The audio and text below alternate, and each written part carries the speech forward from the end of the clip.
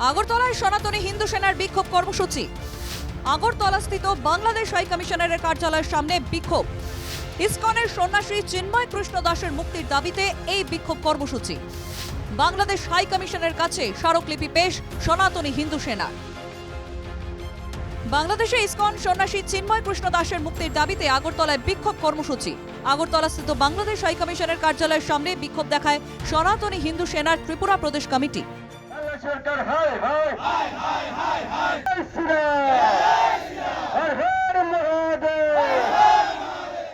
বিক্ষোভস্থল থেকে অবিলম্বে ইসকনের সন্ন্যাসী চিন্ময় কৃষ্ণ দাসের মুক্তির দাবি জানায় সনাতনী হিন্দু সেনা কর্মীরা। পাশাপাশি গত 5ই আগস্ট থেকে বাংলাদেশে চলা সংখ্যালঘুদের উপর আক্রমণ বন্ধেরও দাবি জানানো হয়।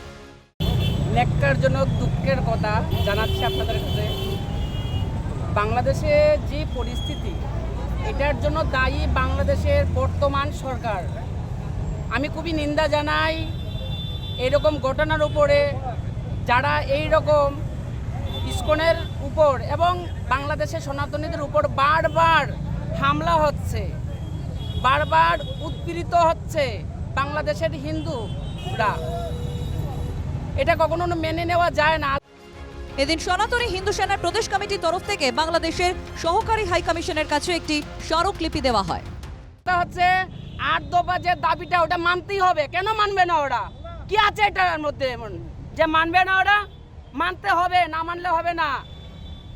আপনার যোগী আদিত্যনাথ বলেছিলেন, বাটোগে তো কাটোগে, সবকা সাথ সবকা বিকাশ।